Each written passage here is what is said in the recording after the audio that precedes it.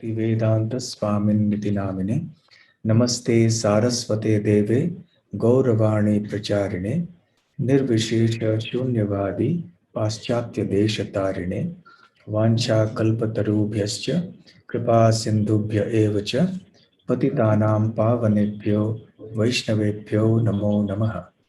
जय श्री कृष्ण चैतन्य प्रभु नित्यानंद श्री अद्वैत गदाधर शिवासादि गौर भक्त वृंद। हरे कृष्ण कृष्ण कृष्ण हरे हरे, हरे राम राम राम हरे हरे। हरे कृष्णा। तो हर मंगलवार को श्री श्री राधा गोकुलानंद मंदिर इस्कॉन बेलगाम की ओर से श्रील प्रभुपाद के 125वें आविर्भाव तिथि के उपलक्ष्य में या वर्ष के उपलक्ष्य में ये जो प्रभुपाद कथा का आयोजन किया जा रहा है, इस सब में आपका हार्दिक स्वागत है।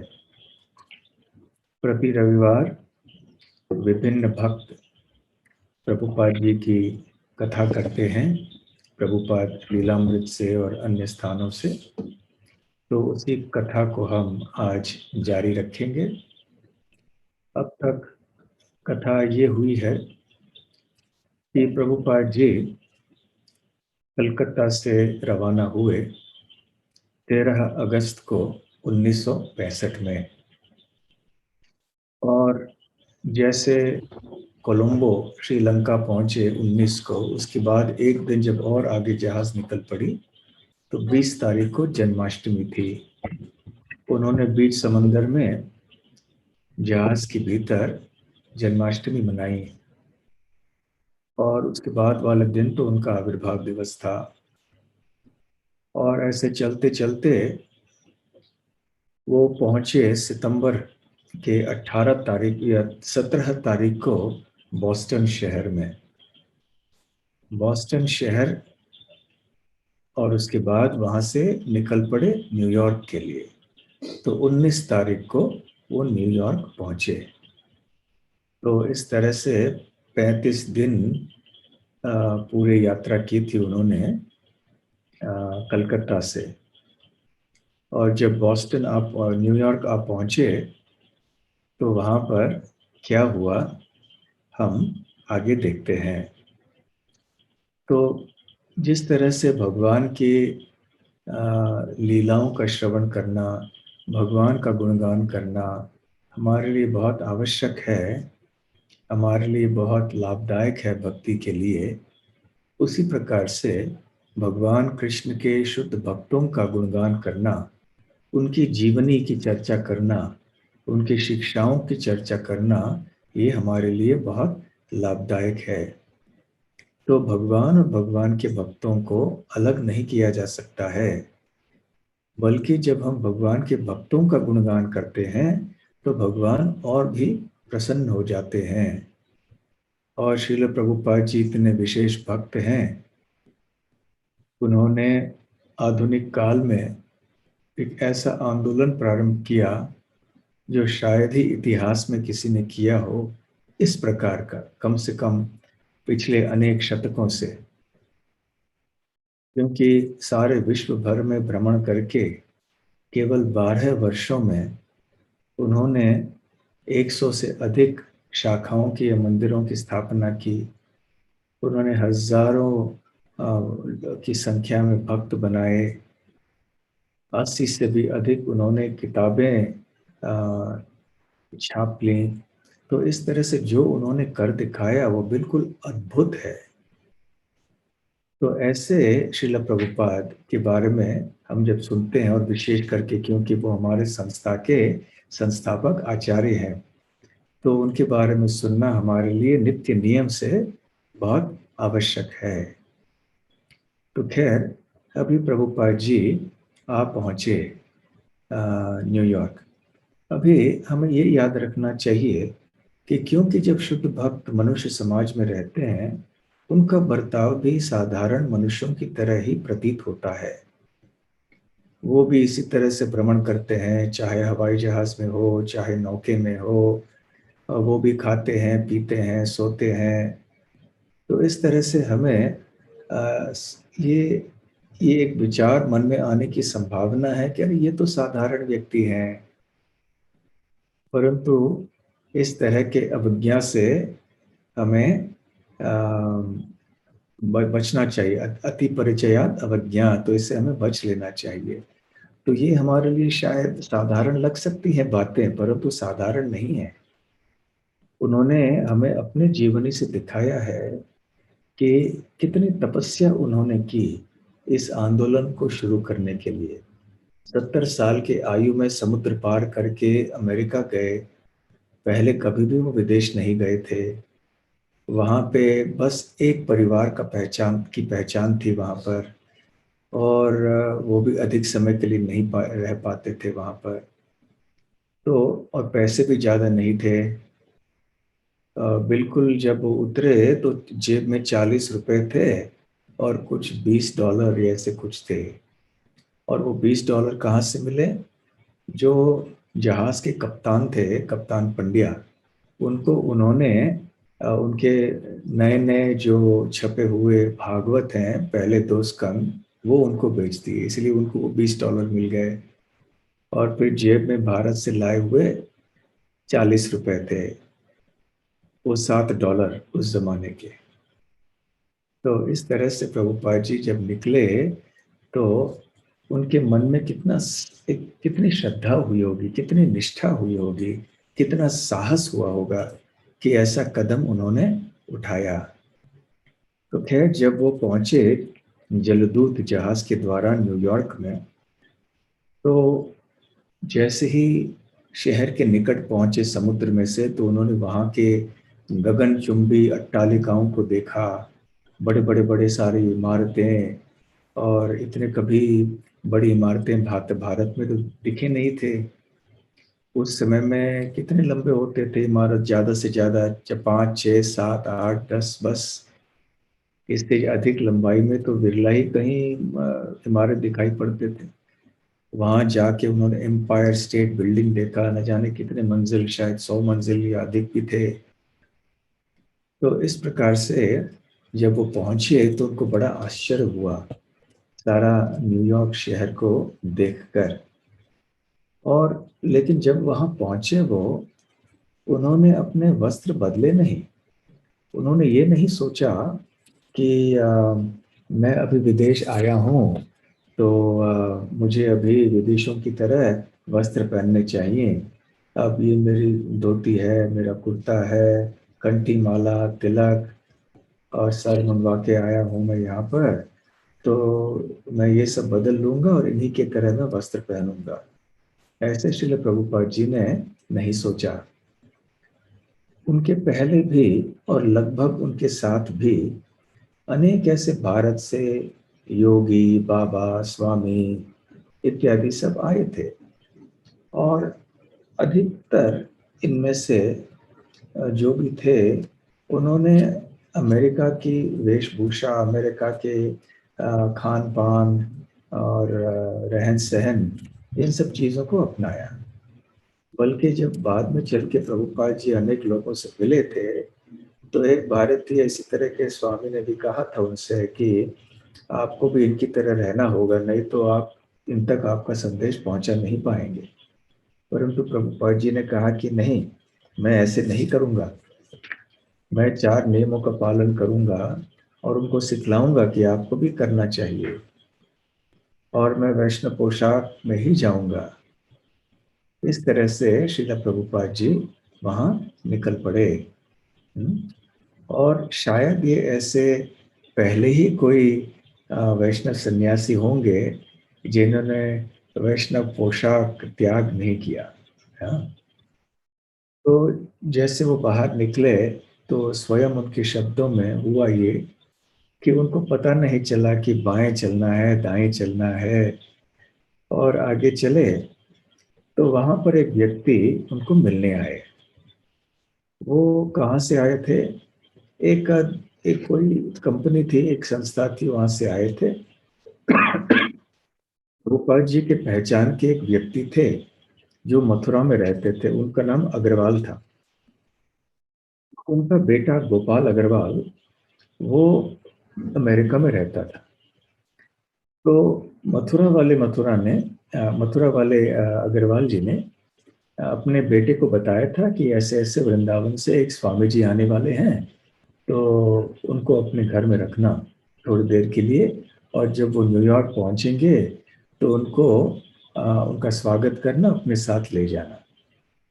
तो जब वो पहुँचे थे न्यूयॉर्क में, तो गोपाल अग्रवाल ने किसी एक व्यक्ति को भेजा था उनको उनका स्वागत करने के लिए।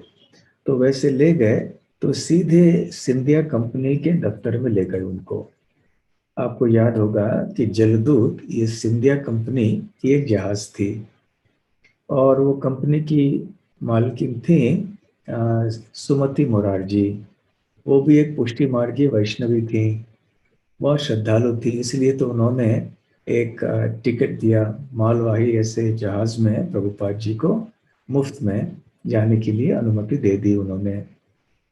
तो पहले वो सिंधिया कंपनी के दफ्तर में गए, और उन्होंने जब बात की वहाँ उनके दफ्तर में, तो ये पहली बार उस दफ्तर के लोगों ने किसी एक सन्यासी को या इस तरह से एक साधु को देखा था। वो भी अमेरिकन ही लोग थे सारे, जो वहाँ कंपनी में काम करते थे अमेरिका में। साधारणतः जो आते थे वो सब व्यापारी हुआ करते थे, या बहुत अमीर घर के लोग, तो कभी छुट्टी में आ गए तो वो आते थे। परंतु पहली बार ऐसे साधु आए, और उनके पास एक ही पेटी थी हाथ में, और छोटा कुछ, थोड़ा सा कुछ हल्का इधर उधर था, और उनके कपड़े भी साधारण थे। तो उनको देखकर सिंधिया कंपनी के दफ्तर के लोग थे, एक व्यक्ति थे मिस्टर फॉरेस्टर, तो उनको लगा कि ये तो गरीब व्यक्ति हैं, और ये शायद एक पंडित होंगे, जो हिंदू धर्म के पंडित होंगे, जो यहाँ पर अभी आए हैं। तो बातों बातों में तो उन्होंने कहा कि कब तक आप रहेंगे यहाँ पर। तो प्रभुपाद जी ने उनसे कहा कि मैं सोच रहा हूँ कि 2 महीने के अंदर मैं निकल जाऊं। वैसे गोपाल अग्रवाल के पास केवल 1 महीने रहने की बात हुई थी, तो उन्होंने सोचा 1 महीने वहां पर रह लूंगा, और उसके बाद 1 महीने थोड़े न्यूयॉर्क और यहाँ वहां को जाऊंगा, उसके बाद मैं वापस भारत चले जाऊंगा। ऐसे उस समय प्रभुपाद के विचार थे। इसलिए उन्होंने उनसे कहा कि मेरे लिए 2 महीने बाद जब जहाज लौट के जाएगी वापस, तो उसमें कृपया मेरे लिए एक जगह रखिए। हाँ, तो ऐसे करके प्रभुपाद जी आगे चले। तो आगे चलते चलते जब वो बाहर निकले, तो वहां पर जो जहाँ पर जहाज आई थी बंदर से, वहां से फिर वो निकल पड़े बस अड्डे की तरफ। तो प्रभुपाद जी को बड़ा आश्चर्य हुआ जब बस अम, सारे शहर में से होते हुए बाहर गया।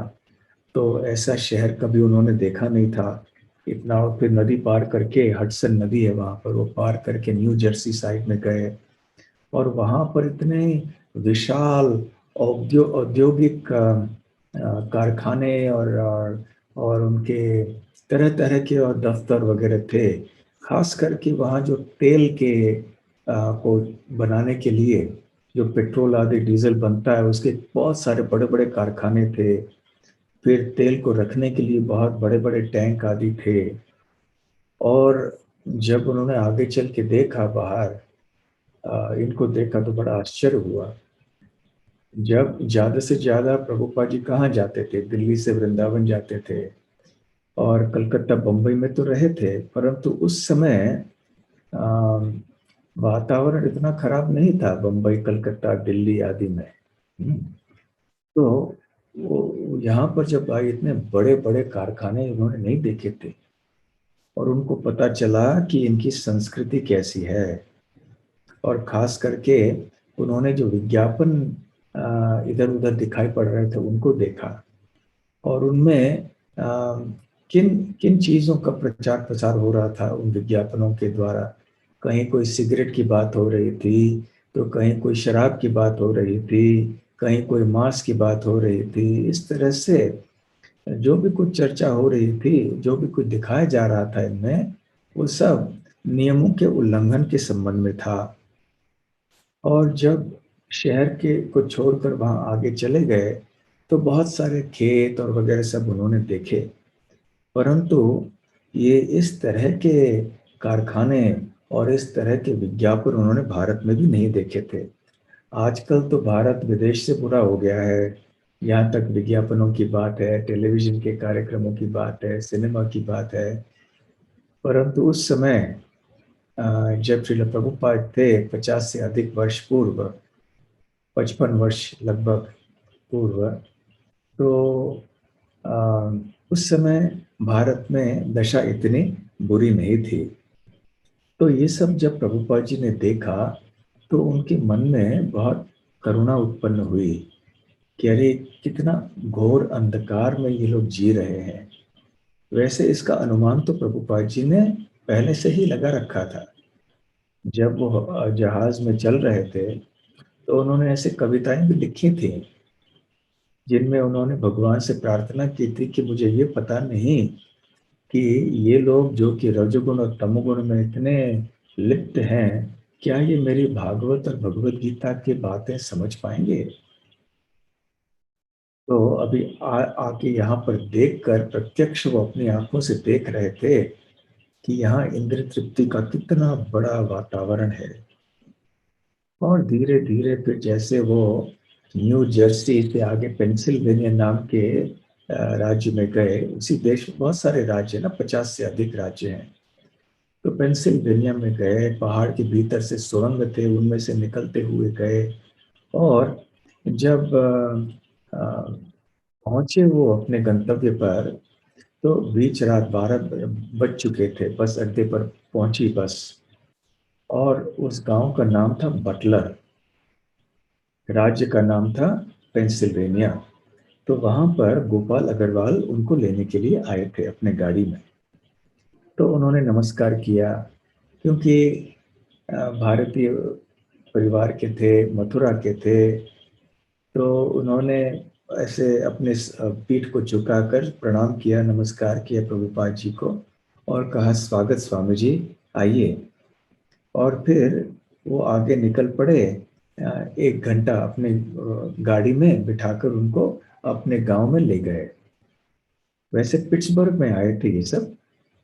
ये देखिए उन वो ये हैं गोपाल अग्रवाल, बीच में आप देख रहे हैं ना, जो वृद्ध व्यक्ति हैं, गोपाल अग्रवाल ये हैं। ये अभी अभी की चित्र है ये।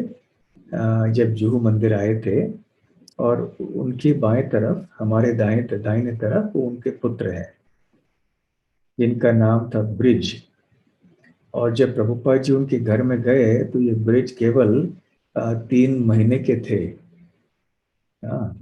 और जब पहली बार ये उठे और उन्होंने चलना शुरू किया, उस समय प्रभुपाद जी थे उनके घर में। तो प्रभुपाद जी ने ताली बजाई थी कि अभी बच्चा चलने लग रहा है। कह रही है अभी बहुत बड़े हो गए अभी, इतने सालों के बाद में। और गोपाल अग्रवाल जी हैं उनके पुत्र, अ, इनका नाम है ब्रिज। हम्म। तो वो जब और चर्चा करेंगे जब हम गोपाल अग्रवाल के घर में पहुंच जाएंगे। तो पिट्सबर्ग में आए थे वो, बटलर में नहीं। पिट्सबर्ग में बस रुका। पिट्सबर्ग से बटलर जो है छोटा सा शहर था, छोटा, ज्यादा लोग नहीं रहते थे वहां पर। तो 1 घंटे का रास्ता था गाड़ी से। तो प्रभुपाद जी ने देखी कितनी लंबी सफर की। पहले तो 35 दिन का सफर समुद्र पार किया। उसके बाद फिर वो बस से आए पिट्सबर्ग, रात भर सफर किया, दिन भर सफर किया।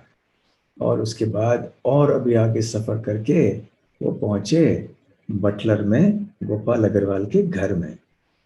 तो वैसे गोपाल अग्रवाल और उनकी पत्नी जो अमेरिकन थी, जिनका नाम था सैली, वो सोच रहे थे कि शायद ये भक्ति वेदांत स्वामी जो हैं ये नहीं आएंगे। ऐसे कोई कानूनी एक नियम था कि जो भी कोई आते उनके लिए एक स्वागत पत्र भेजना पड़ता था, निमंत्रण पत्र। तो कई बार गोपाल अग्रवाल जी के पिताजी ने उनसे कहा था कि देखो ये फलाना साधु आने वाले हैं, ये आएंगे, तो एक मुझे निमंत्रण पत्र चाहिए ताकि यहाँ वीजा मिलने के लिए। तो अनेक बार ऐसे हुआ था और कोई साधु नहीं आए थे। तो गोपाल अग्रवाल ने भी सोचा कि शायद इस बार भी ये नहीं आएंगे कोई। लेकिन एक हफ्ते पहले उनको फिर चिट्ठी मिली कि ये भक्ति वेदांत स्वामी पहुंचने वाले हैं एक हफ्ते के अंदर।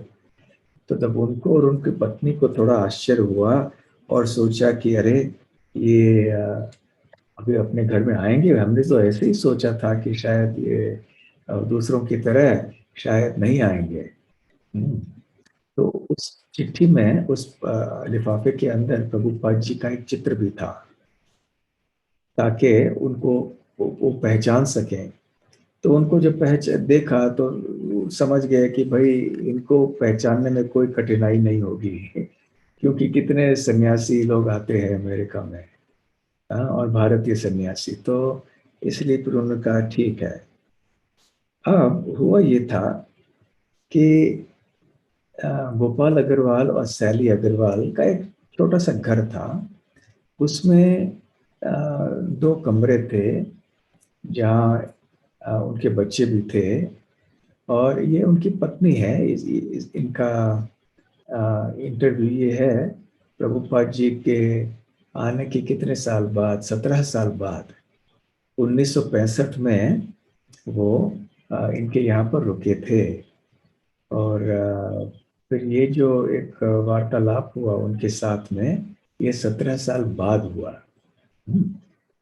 अ, जब गोपाल अग्रवाल और सैली अग्रवाल को पता चला, तो उन्होंने सोचा कि अरे हमारे पास तो दो ही कमरे हैं, एक कमरे में हमारे दो बच्चे रहते हैं, दूसरे कमरे में हम रहते हैं, और नीचे एक जो है सबके लिए स्वागत स्वागत कक्ष है, रसोई घर है।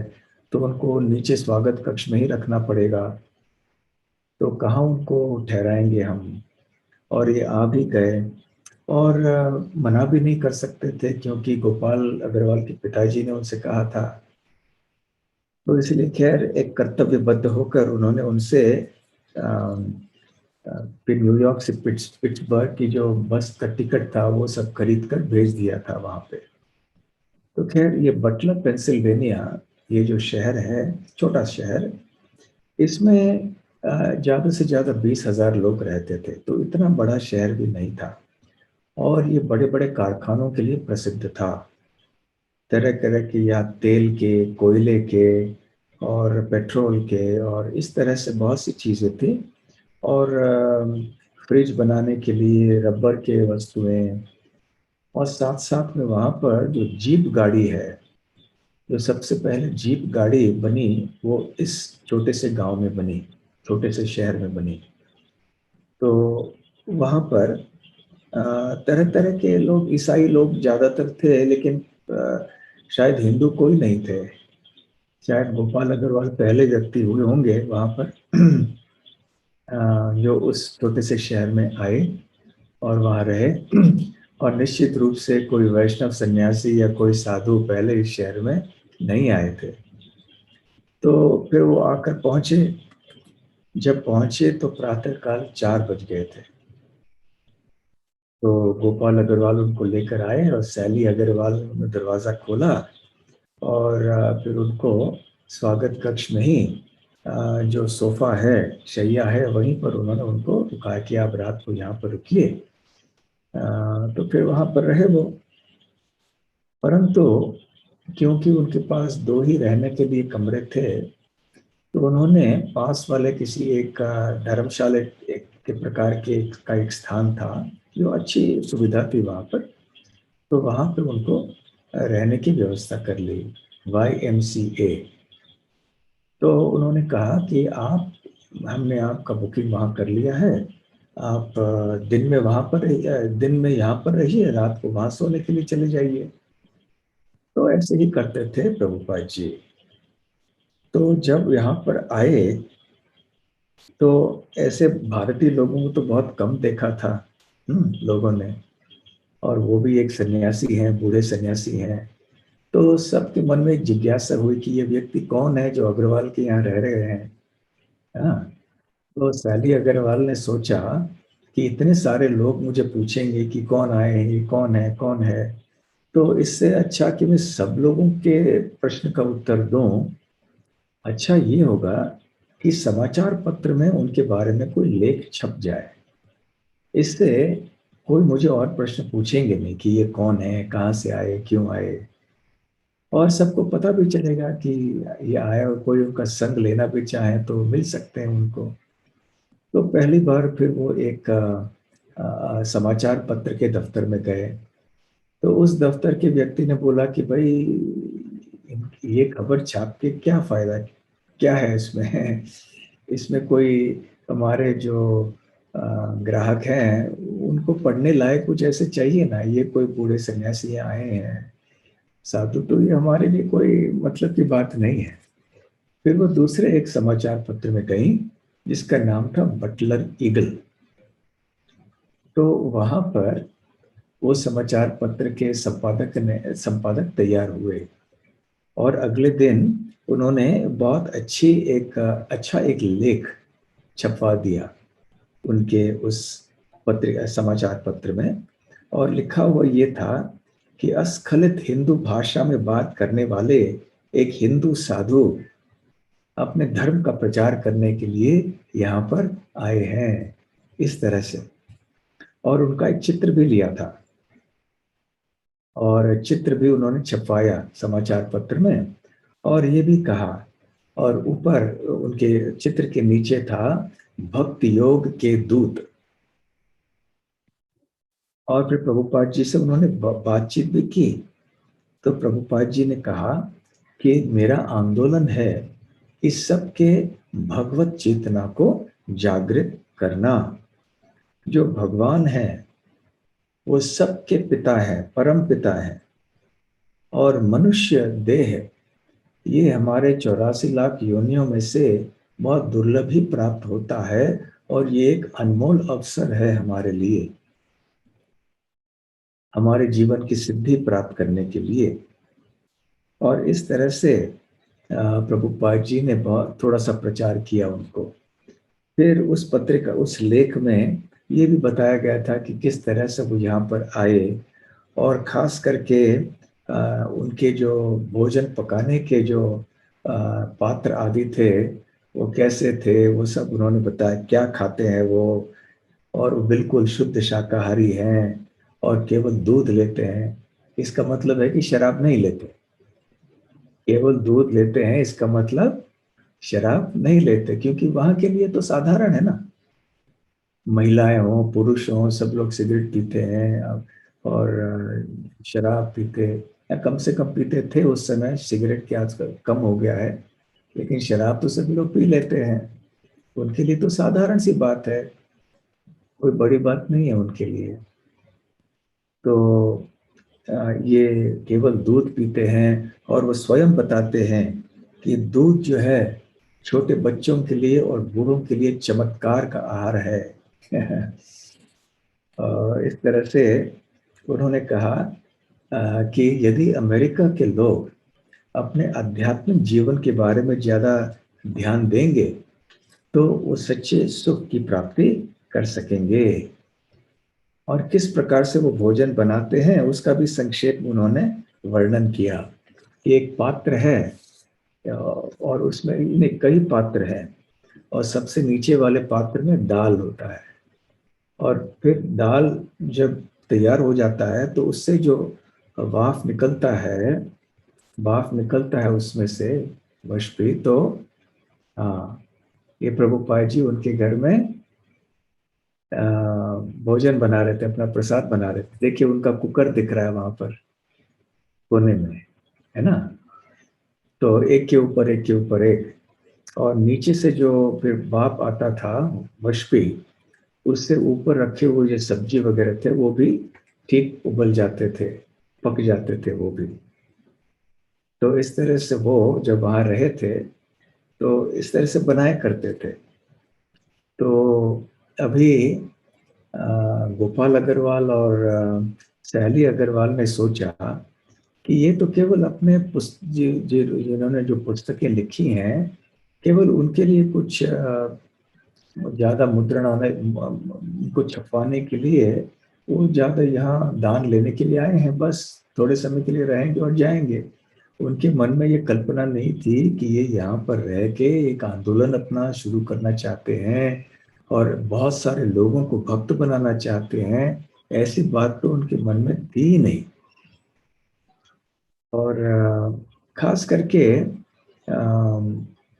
उनके मन में थोड़ा-सा संकोच भी हुआ होगा कि थोड़ी शर्मिंदगी आई होगी उनको कि अरे! ये साधु हमारे घर में रह रहे हैं, हमारे साथ रहते हैं, दूसरे लोग कैसे सोचेंगे क्या? तो वो चाहते थे कि वो ज़्यादा बहुत अ, लोगों के बीच में ना जाएँ, बहुत ज़्यादा लहरें ना पैदा करें वहाँ पर। तो प्रभुपाद जी ने भी ऐसे ही किया। तो शाम को देखिए प्रभुपाद जी उस समय जब गए थे, तो अपना भागवतम जो ग्रंथ है, उन्होंने जो लिखा था, ये गोपाल अग्रवाल के जो स्वागत कक्ष है घर के, उसमें ये चित्र लिया हुआ था। हुँ? तो ये 1965 के प्रभुपाद जी हैं, जिनकी आयु उस समय 70 वर्ष की थी। हुँ? तो सोचिए 70 वर्ष को पहले पहले कोई नया काम करने के लिए कोई इतनी दूर जाता है। 70 साल में तो सभी लोग आराम करना चाहते हैं, कार्य निवृत्त होना चाहते हैं, हैं? तो खैर, तो प्रभुपाद फिर भी गोपाल अग्रवाल और सैली अग्रवाल ने उनके घर में प्रतिदिन शाम को 6 बजे से लेकर 9 बजे तक एक सत्संग रखा था। सत्संग अर्थात जिस तरह से हम लोग करते हैं बैठ के कीर्तन करना, उस तरह से नहीं। वो केवल बैठते थे और जिनको मिलना था वो आके उनसे मिलते थे। तो उनके जो रिश्तेदार थे या उनके कोई पहचान के लोग थे, तो उनको बुलाते थे और वो लोग आके उनसे मिलते थे। परंतु एक परिस्थिति ऐसी हुई कि क्या बात करना है इनसे उनको कुछ समझ में नहीं आता था। कैसे प्रश्न करें, ये नहीं पता होता था उनको। क्योंकि प्रश्न पूछने के लिए भी कुछ तो ज्ञान चाहिए ना, कुछ तो मालूम होना चाहिए, नहीं तो क्या पूछेंगे? उनको बिल्कुल कोई ज्ञान नहीं था, भगवद गीता का नाम भी नहीं सुना होगा उन्होंने, तो क्या पूछेंगे ये? तो ख़ैर फिर भी कुछ न कुछ आके मिल लेते थे लोग और काफ़ी सब जगह लोग देखने लगे कि अरे! इनके पास कोई सामान ही नहीं है, बस एक छोटी-सी पेटी लेकर घूमते हैं, इसमें सब कुछ उनका है। और सबसे आश्चर्यचकित हुए वो उनके छाता को देखकर। जहाँ भी वो जाते थे अपनी छतरी को लेकर, छाता को लेकर जाते थे। हुँ? और एक ऐसी टोपी भी पहन लेते थे, जैसे अ, कान को भी ढक के क्योंकि काफ़ी ठंड भी हुआ करती थी वहाँ पर, तो इसलिए वो ऐसे सर पे टोपी पहन के भी चलते थे। तो सभी लोग उसको पसंद करने लगे और उनसे आके बातचीत करते थे।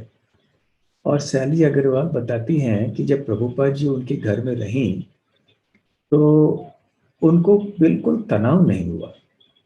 प्रभुपाद जी क्या करते थे कि रात को वाईएमसीए में जहाँ पे वो रहते थे, रात को वहाँ चले जाते थे।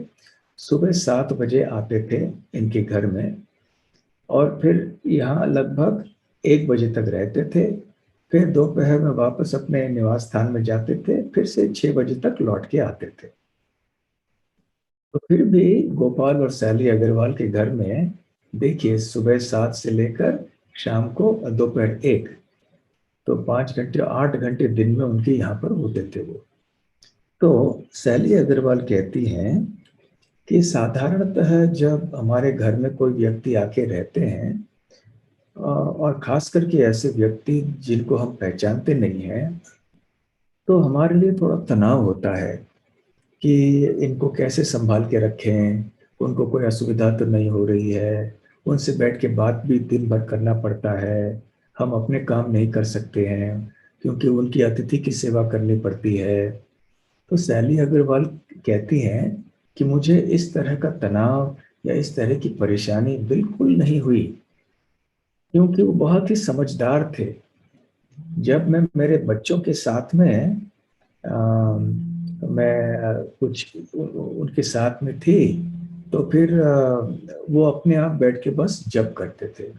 मैं रसोई में यदि व्यस्त रहती या दूसरे घर के कामों में व्यस्त रहती, तो स्वामी जी जो हैं, वो कभी भी आके हमको परेशान नहीं करते थे। वो चुपचाप वो स्वागत कक्ष में घर में बैठ के वहाँ पे माला में जप किया करते थे। और कभी-कभी शाम को जब लोग आते थे, तो सिगरेट पीते थे, सिगरेट का धुआँ कमरे में रहता था। तो सैली अग्रवाल स्वयं सिगरेट पीती थी, क्योंकि उनके यहाँ तो एक प्रथा थी ना, सब लोग पीते हैं, पुरुष, स्त्री सब लोग। तो उन्होंने उनको इतना पता था कि यद्यपि हम लोग पीते हैं, लेकिन बड़ों के सामने पीना अच्छा नहीं है।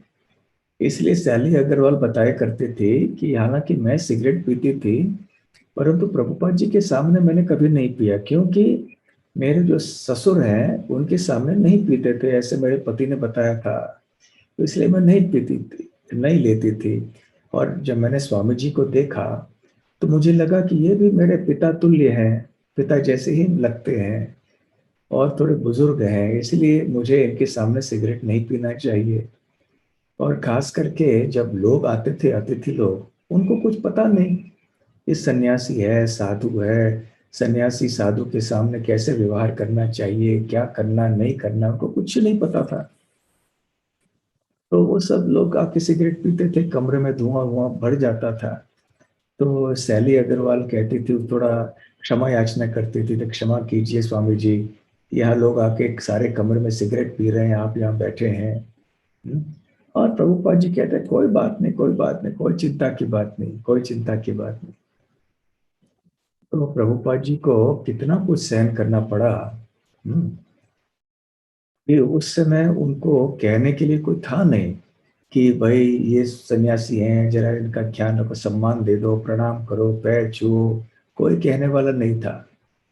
उनको इतना भी नहीं पता था कि एक सन्यासी के सामने या उनके साथ कमरे में बैठे हुए, उनसे बातचीत करते हुए सिगरेट आदि नहीं पीते हैं, शराब आदि नहीं पीते हैं। इनको ये सब पता ही नहीं था। इनकी संस्कृति अलग ही थी। तो खैर प्रभुपाद जी ने कुछ कोई शिकायत नहीं की। चुपचाप उन्होंने सब कुछ सहन किया, कहा कि बिल्कुल कोई बात नहीं, कोई बात नहीं, ऐसे करके बात को उन्होंने टाल दिया। तो इस तरह से प्रभुपाद जी का एक विनियमित एक दैनिक कार्यक्रम हुआ करता था। हुँ? तो वो एक दलिया जैसे व्यंजन कोई लाए थे साथ में भारत से, कई हफ्तों के लिए उनके पास था। तो सुबह का नाश्ता जो है, नाश्ता प्रसाद जो है, वो बनवाते थे, उसको तैयार करके, सूखा करके दूध के साथ उसको लेते थे। तो 7, सवा 7, साढ़े 7 बजे ऐसे नाश्ता प्रसाद लेते थे। उसके बाद फिर साढ़े 9 बजे वो रसोई करना शुरू करते थे। स्वयं अपने हाथों से अपना भोजन बनाते थे, अपना प्रसाद बनाते थे। सैली अग्रवाल के हाथ से उन्होंने नहीं लिया प्रसाद, क्योंकि और ये बात भी अब समाचार पत्र में छपी कि ये खुद स्वयं अपना प्रसाद बनाते हैं। क्योंकि सैली अग्रवाल क्या थी, वो तो भक्त नहीं थी। उनके यहाँ तो शराब पीना, मांस खाना, सिगरेट पीना, ये तो सब बहुत साधारण सी चीजें हैं। तो ऐसे व्यक्ति के हाथ से बनाया हुआ कैसे खा सकते थे प्रभुपाद? तो इसलिए प्रभुपाद जी स्वयं अपने कुकर में बनाया करते थे ये सब। इस तरह से मैंने कहा, सबसे नीचे दाल और उसके ऊपर तरह की सब्जी। ये देखिए, ये प्रभुपाद जी के कमरे में अभी तक है, प्रभुपाद जी का कुकर। हुँ। इसमें ये चावल, दाल, सब्जी सब बनाते थे, एक एक साथ सब कुछ बना लेते थे। इस तरह से ये प्रभुपाद जी के कमरे में ये है ये। हुँ। तो साढ़े 9 बजे सुबह वो रसोई करना शुरू करते थे और फिर साढ़े 11 बजे तक वो रसोई बनाते, 2 घंटे लग जाते उनको। बनाना, साफ करना, सब सब्जियों को काटना, तैयारी करना, सब बहुत होता था, 2 घंटे लग जाते थे उनको। फिर साढ़े 11 बजे वो अपना दोपहर का भोजन पा लेते थे और बिना बेलन के चपाती बनाते थे। हाँ, स्वयं। और थोड़ी सब्जियाँ भी बनाया करते थे। तो साढ़े 11 बजे वो प्रसाद पा लेते थे, सुबह सुबह को। तो गोपाल अग्रवाल जो हैं, वो 7:30 बजे सुबह को अपने दफ्तर के लिए निकल जाते थे और 12 बजे दोपहर के प्रसाद पाने के लिए आ जाते, भोजन का, उस सब प्रसाद तो नहीं, भोजन लेने के लिए आ जाते थे। तो सैली अग्रवाल उनको कोई वो अमेरिकन कोई पदार्थ दिया करती थी, सैंडविच आदि कुछ दे देती थी उनको, उनका भोजन वैसे है। परंतु धीरे धीरे जब गोपाल अग्रवाल ने देखा कि तो बढ़िया कचौड़ी और ये पराठे, सब चपाती और सब्जी दाल सब बन रहा है, तो उन्होंने भी खाया, फिर सैली अग्रवाल ने भी खाया और उनको बहुत अच्छा लगा और बोले कि इतना आनंद आया। फिर उसके बाद वो हमारे लिए भोजन बनाते थे, अतिथि थे वो, और हमें अतिथि को खिलाना चाहिए था, परंतु अतिथि हमें खिला रहे थे और इतना स्वादिष्ट उनका बनाया हुआ भोजन हुआ करता था, शुद्ध शाकाहारी था, तो उनकी हम क्या सेवा कर सकते थे। तो हमें मजा आता था, आनंद आता था उनको अमेरिका दिखाने में। तो हम उनको गाड़ी में ले जाते थे, कभी शहर में ले जाते थे। तो सारे बड़े बड़े बाजार थे वहाँ पे, तो वहाँ पे जाके उनको बड़ा आश्चर्य होता था कि यहाँ कितने सारी चीजें हैं। और के अमेरिका के जो लोग हैं, उनकी जीवन शैली कैसे होती है, रहन सहन कैसा होता है, ये सब प्रभुपाद जी देख रहे थे, बहुत गौर से देख रहे थे। और इस तरह से प्रभुपाद जी वहाँ पर रहे उनके घर में। तो वो कहती हैं कि उस समय मुझे लगा कि मैं इनकी बेटी हूँ। हम्म। और उनको कोई एक इस तरह का कोई कठिनाई नहीं हुई कि कोई ये नए आदमी हमारे घर में कौन आए, ना जान ना पहचान, हमारे घर के अंदर रह रहे हैं, दिन भर घर में रहते हैं, है ना। मेरे पति भी अकेले, वो तो दफ्तर चले जाते हैं, लेकिन ऐसी कोई कठिनाई नहीं हुई। प्रभुपाद जी के रहने पर उनको बड़ा आनंद सा लगा, ये मेरे पिता जैसे है, और इसी तरह से उनके हृदय में प्रभुपाद जी के प्रति स्नेह बढ़ता गया। तो फिर शाम के जो कार्यक्रम थे अग्रवाल के घर में, वो होते रहे, और कभी कभी ये लोग उनके लिए कॉफी बनाया करते थे, सैली अग्रवाल कुछ थोड़ा नाश्ता भी बनाया करते थे। और फिर प्रभुपाद जी कुछ नहीं लेते थे, केवल रात को 9 बजे कहते थे कि गुनगुना पानी मुझे पिला दो, तो पानी ऐसे ले लेते थे। और एक बात जो सुनने लायक ये है कि श्रील प्रभुपाद 70 साल की आयु में भी अपने वस्त्र स्वयं धोया करते थे, किसी और को धोने नहीं दिया उन्होंने, है ना। और वो वो देखना चाहते थे कि आप लोग कैसे धोते हो वस्त्र, कैसे आप सुखाते हो। तो मशीन से काम चलता है, तो प्रभुपाद जी सारे देख ली कि आप कैसे धोते हैं, कैसे सुखाते हैं, तो वो स्वयं जाके पीछे आंगन में फिर वो अपने कपड़ों को सुखाया करते थे। और जैसे मैंने पहले बताया कि जो उनका बच्चा था, सैली अग्रवाल अ, और गोपाल अग्रवाल का, वो उस समय शायद 6 या 7 महीने का बच्चा था। पहली बार वो उठा, और पहले उठ के फिर गिर पड़ता था, इस बार उठा वो बच्चा और गिरा नहीं और चलने लगा। तो प्रभुपाद जी वहां थे उस कमरे में उस समय। हम्म। और तो इसी सोफे के ऊपर प्रभुपाद जी सोया करते थे, पहले बार जब पहले रात को जब आए थे, पहले 2 दिन। हम्म। तो ये है वो बच्चा जिसका चित्र बाद में भी हमने देखा। हम्म। तो प्रभुपाद जी ने खूब ताली बजाई और वहां पे एक छोटा सा त्योहार हुआ। और इस तरह से कभी कभी वो पड़ोसी के आंगन में बैठते थे, कभी हम लोग भी साथ में बैठते थे, ऐसे वो सैली अग्रवाल कहने लगी। तो गोपाल अग्रवाल और सैली अग्रवाल की एक बेटी भी थी जिसका नाम था पैमेला। उसकी शायद 3 साल की आयु थी। तो एक बार वो आई, और शायद अपने स्कूल में सुना होगा, जीसस जीसस का नाम सुना होगा, ईसाई लोग थे ना वहां पे। तो छोटी बच्ची थी, तो उन्होंने आके प्रभुपाद से कहा कि आपका नाम स्वामी जीसस है, स्वामी जीसस, स्वामी जीसस। तो प्रभुपाद जी हंसने लगे और कहने लगे, अब एक बच्ची इनका नेतृत्व करेगी। और सैली अग्रवाल भी हंसने लगी।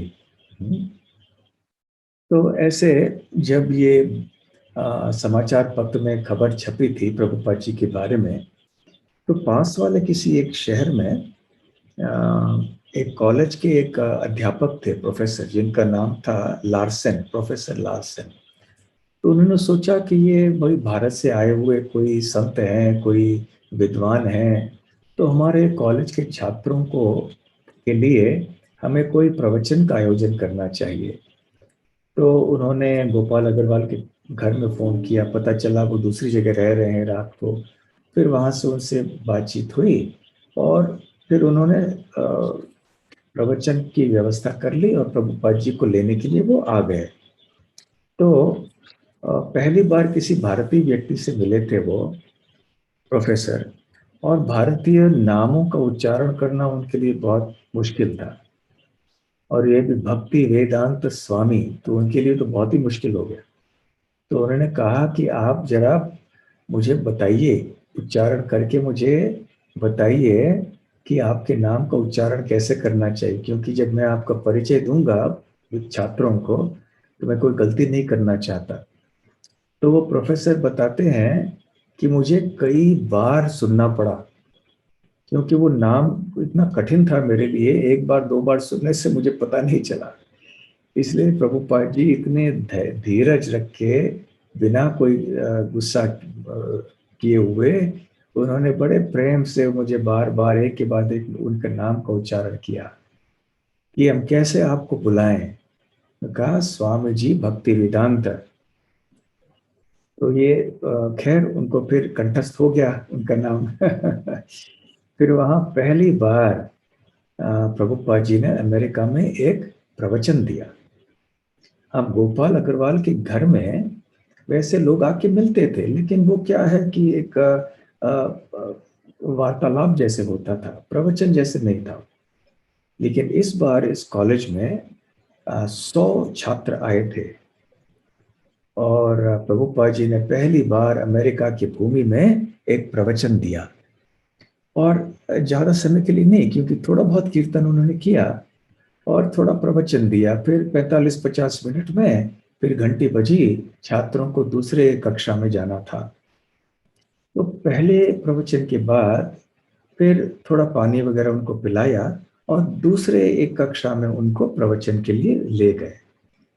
तो वहां पर फिर 1 बजे तक प्रवचन चला, और वहां उसी कॉलेज में, विश्वविद्यालय में, एक व्यक्ति थे जिनका नाम था डॉक्टर मोहन शर्मा। वो पढ़ाया करते थे, वो भी भारतीय थे। तो वो उन्होंने निवेदन किया प्रभुपाद जी को कि आप हमारे घर में आइए।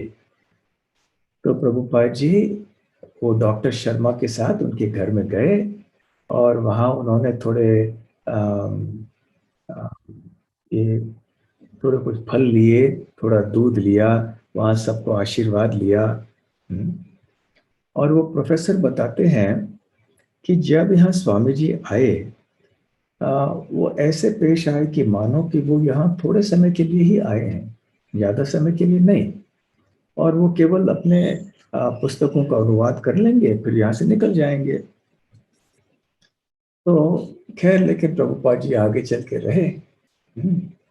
उधर प्रभुपाद जी जब नौके में थे, जब आ रहे थे बॉस्टन अमेरिका में, तो उन्होंने ये सोचा था ना कि ये यहाँ के लोग मेरी बातों को स्वीकार करेंगे कि नहीं करेंगे ना। उनको संशय था, इसलिए उन्होंने भगवान से भी प्रार्थना की थी इस बारे में।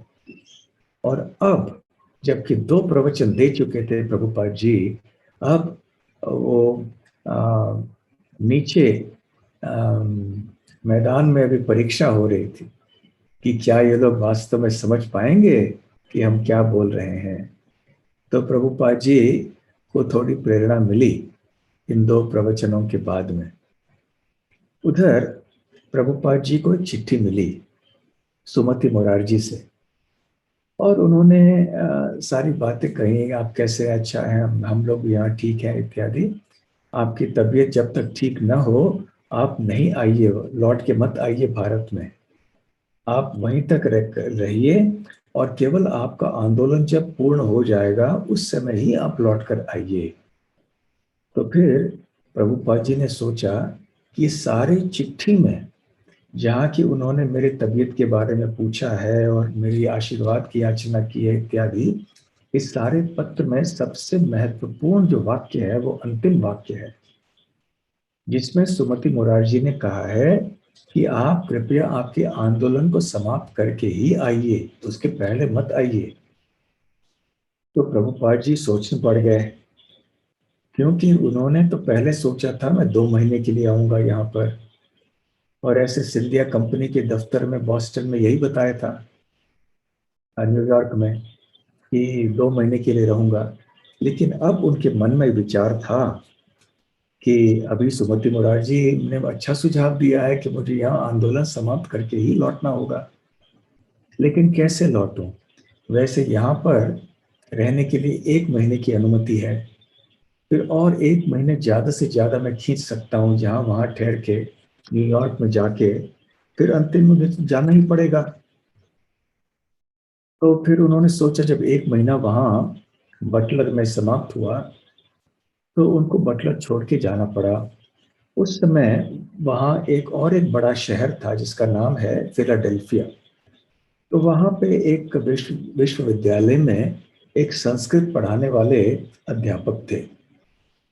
तो आ, उन्होंने उनसे बातचीत कर ली थी और उन्होंने आ, आ, वो निकल पड़े वहां से फिलाडेल्फिया के लिए और सोच रहे थे कि फिलाडेल्फिया से आगे चल के मैं न्यूयॉर्क चले जाऊंगा।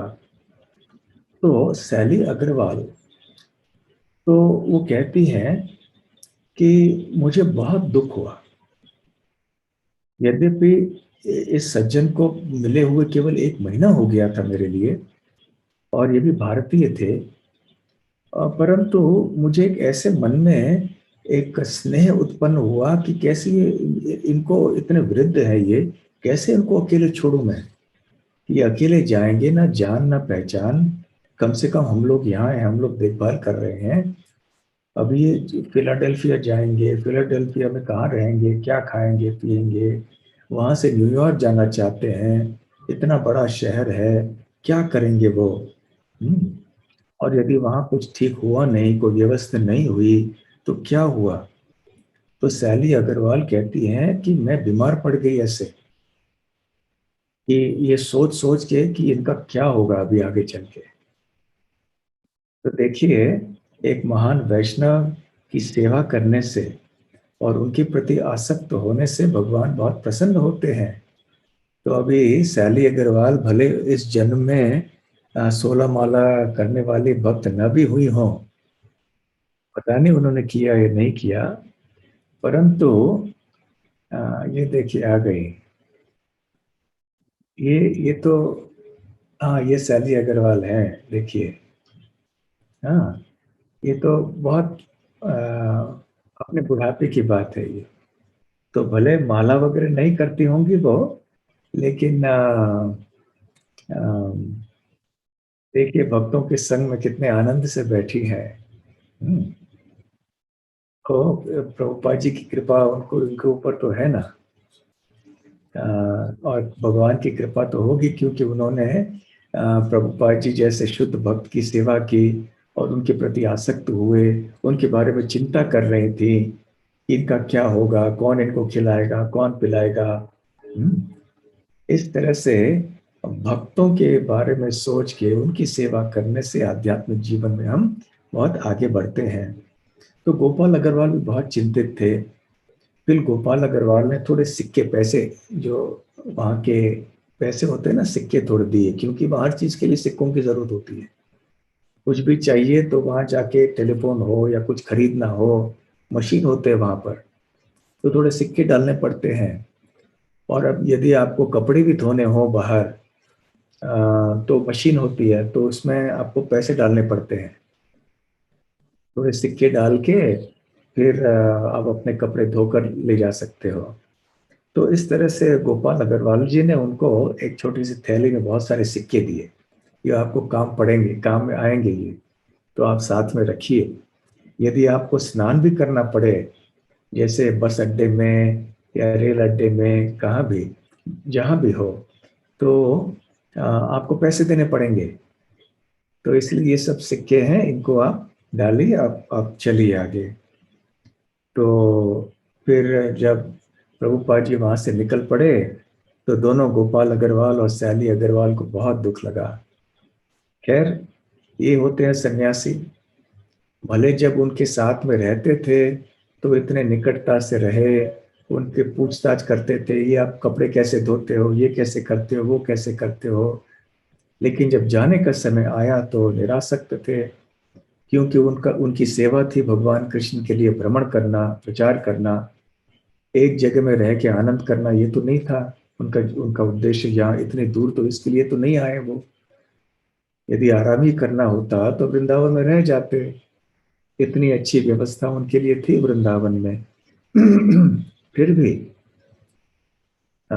जब यहाँ आए थे, क्योंकि और कोई उपाय नहीं था, आवश्यकता थी, इसलिए अग्रवाल के परिवार में वो रहे। लेकिन अभी यहाँ पर आगे जाने का समय हो गया था। और जो अग्रवाल के घर में बटलर में जब रहे, उससे उन्हें फायदे अनेक हुए। सर्वप्रथम उनको ये एक स्वयं अनुभव हुआ कि अमेरिका में किस तरह के लोग रहते हैं और यहाँ पे प्रचार कैसे किया जाना चाहिए, इन लोगों की विचारधारा कैसी है, जीवन शैली कैसी है। तो ये एक अनुभव हो गया, और उनको एक हृदय में एक उत्साह और निष्ठा बढ़ गया कि हाँ, मैं यहाँ इन लोगों को भी प्रचार कर पाऊंगा। क्योंकि पहले उनके मन में संशय था, संकोच था, ये लोग मेरी भाषा को समझ पाएंगे या नहीं समझ पाएंगे, ये लोग सुनेंगे नहीं सुनेंगे। परंतु अब अग्रवाल जी के घर में रहने के बाद बटलर में, अब उनको ये निश्चय हुआ कि हाँ, मैं प्रचार अमेरिका में कर पाऊंगा। और अभी उनको ये भी देखकर अच्छा लगा कि मैं अमेरिका में रह के, मैं चलो मेरे शाकाहारी भोजन को भी मैं खा सकता हूँ, और यहाँ जो भी अन्य आवश्यकताएं हैं वो भी, जो मेरी अंग्रेजी भाषा है, ये लोग समझ सकते हैं। और इस तरह से 18 अक्टूबर को बटलर शहर में 1 महीना पूरा रहने के बाद प्रभुपाद जी अभी निकल पड़े बटलर से, और फिलाडेल्फिया शहर के लिए रवाना हुए। और अगले सप्ताह हम देखेंगे कि वहाँ पर फिलाडेल्फिया से आगे चल के फिर जब वो न्यूयॉर्क पहुँचे, हाँ, तो वहाँ क्या हुआ। यदि आप जानना चाहते हैं कि प्रभुपाद जी जब दोबारा न्यूयॉर्क आए तो क्या हुआ, और किन से मिले, कहाँ रहे, कैसे उन्होंने प्रचार शुरू किया, यदि ये सब आप जानना चाहते हैं, तो ठीक इसी समय अगले मंगलवार को आप आइए और इस प्रभुपाद कथा के कार्यक्रम में शामिल हो जाइए। धन्यवाद। हरे कृष्णा। श्रील प्रभुपाद की जय। गौर प्रेमानंदे। हरि हरि बोल।